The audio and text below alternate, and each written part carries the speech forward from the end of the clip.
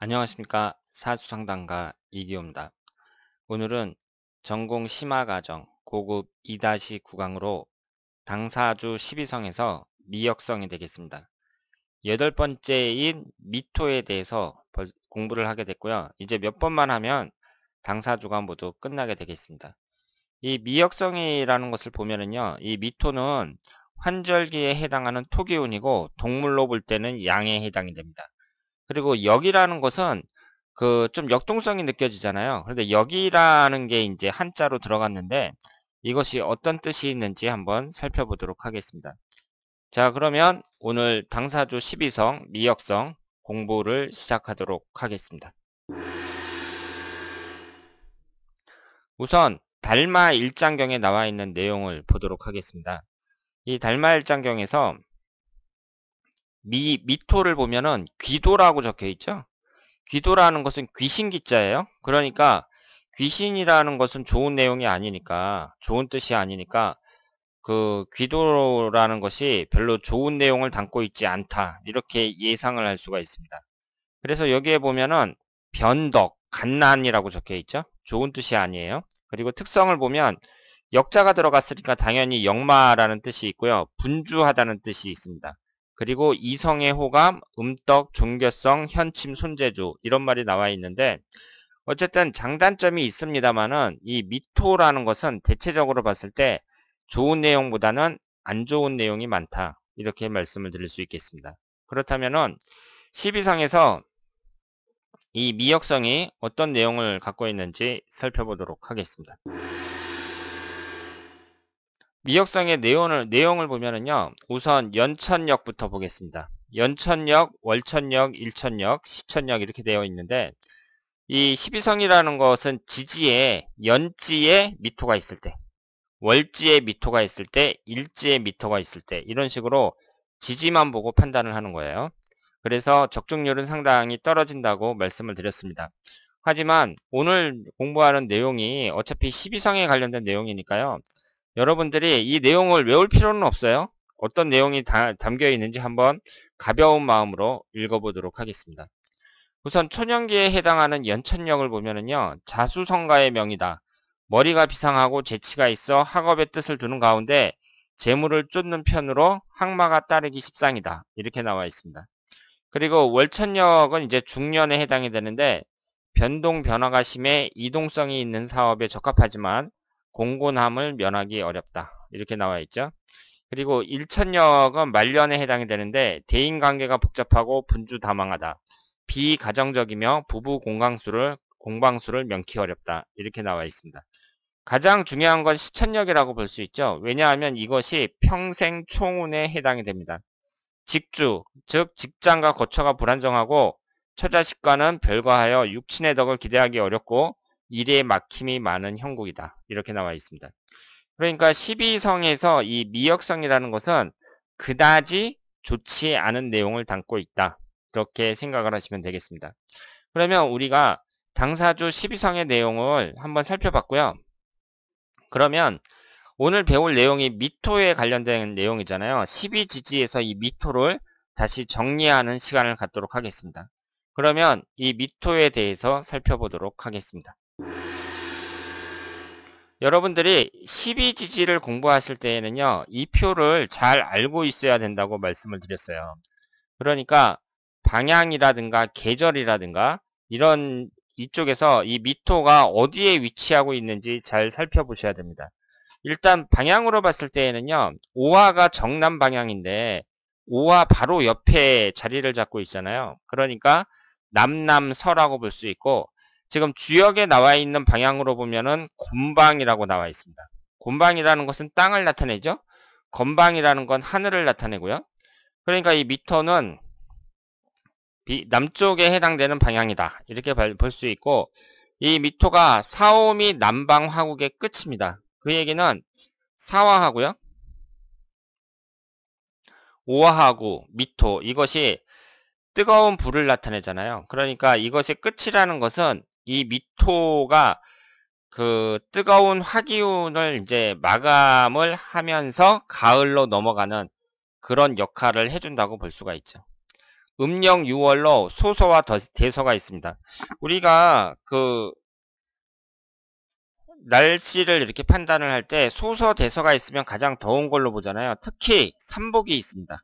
초복, 중복, 말복이 있어요. 그러니까 당연히 미월이 1년 중에서 가장 덥다고 할 수 있죠.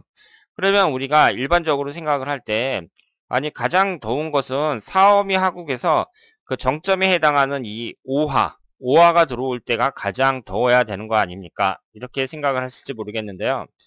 지금 여기에 있는 게 태양이잖아요. 태양은 동그래요. 동그란데 지구도 태양처럼 완전히 원형으로 되어 있느냐? 그렇지 않습니다.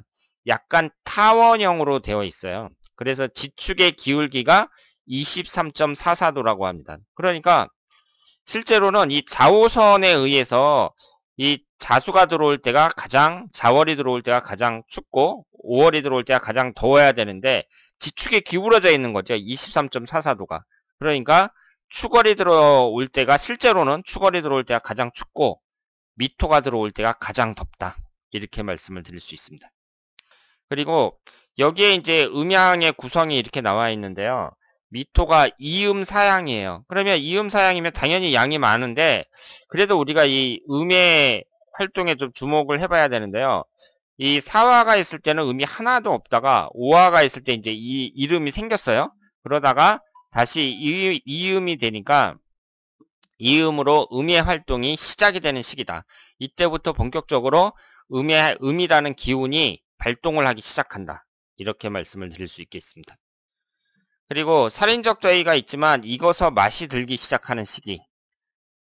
한창 더울 때인데 이때에 이제 열매가 이제 다 익는다고 볼 수 있죠. 그리고 하루 시간으로 봤을 때에는 오후 1시 반에서 3시 반이에요. 그러니까 여러분들이 이제 직장을 다닌다. 그러면 점심시간 끝나고 일을 시작하는 시기라고 볼 수 있죠. 그러니까 오후에 가장 많이 일을 하는 시기인데요. 이 시기가 시작도 아니고 그리고 끝도 아니죠. 그러니까 그 시작과 끝의 그 중간에 해당하는 미정의 시간이라고 말씀을 드릴 수가 있습니다. 그래서 이 미토라는 게 아니다라는 거, 아직 정해지지 않았다는 그런 한자적인 의미를 담고 있다고 볼 수 있습니다. 그리고 봄의 기운을 마감하고 가을의 기운을 여는 그런 시기에 해당이 됩니다. 사람의 연령대로 보면은요, 60대에 해당이 된다고 볼 수 있는데, 그 늙어가기 시작하는 시기다 이렇게 이제 적었잖아요. 그러면 요즘에 수명이 많이 늘었기 때문에 60대도 왕성하게 활동하는 시기죠. 그러니까 예전에 고소에 나와 있는 것하고는 이 연령대를 좀 조정할 필요가 있습니다. 그런데 60대에 해당하도 60대도 사람이 왕성하게 활동할 시기예요. 왕성하게 활동하는 시기인데 늙어가기 시작한다는 것에 대해서는 맞다고 봐야죠. 60 정도 되면은 이제 늙어가기 시작하는 시기고 땅의 종류로 봤을 때는 이게 조토 말을 조자거든요. 그러니까 뜨거운 땅이니까 땅이 그 말라있는 조토에 해당이 된다. 따뜻한 땅이다. 이렇게 보시면 되겠습니다. 그래서 여러분들이 이 표를 보면서 그 미토라는 것에 대한 개념을 파악을 하셔야 됩니다.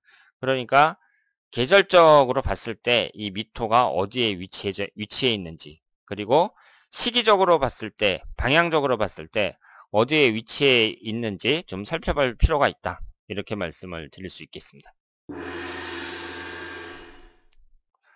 그러면 이 미토의 한자적인 의미를 한번 보도록 하겠습니다. 우리가 이 사주명리학이라는 게 중국에서 왔으니까 한자로 다 돼 있잖아요. 그러니까 한자의 의미를 파악하는 것이 중요하다고 볼 수 있죠.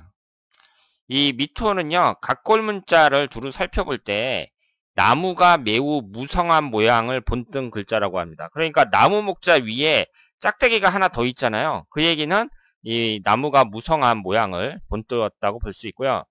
초목이 무성하여 그 모양이 마치 양털과 닮았다고 볼 수 있습니다. 여러분들이 양이라는 동물을 우리나라에서는 자주 보기는 쉽지가 않은데요. 이 양은 털이 금방 자라요. 그래서 털을 안 깎고 그냥 놔두면 털이 계속 자라갖고요. 상당히 그 무성하게, 양털이 무성하게 보입니다.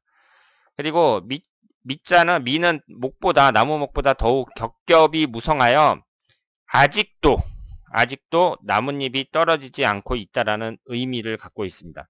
그러니까 아직이라는 의미가 여기에서 나왔다 그래요. 아직 그 나뭇잎이 떨어지지 않고 있다. 그러니까 약간 부정적인 미정의 뜻을 담고 있죠. 그리고 미라는 소리는 매라는 양의 울음소리를 빌린 것이라고 하고요. 풀을 먹을 수 있는지 시식하는 수렵생활의 첫 번째 사육 동물이다. 이게 무슨 뜻이냐면 옛날 옛적에 농사를 짓기 전에 그때는 그 원시인들이 수렵생활을 했을 게 아니에요. 그러면 그 한 군데 계속 머물러 있는 것이 아니라 농사 짓기 전이니까 머물러 있는 것이 아니라 이제 가축들을 데리고 이렇게 이동을 한단 말이에요. 그러면 풀의 종류가 많으니까 이걸 한번 양한테 먹여보는 거죠. 그래서 풀을 잘 먹으면 이 풀은 먹어도 되는구나. 이런 식으로 일단 처음에 시식을 시키는 그 동물이라고 볼 수 있습니다.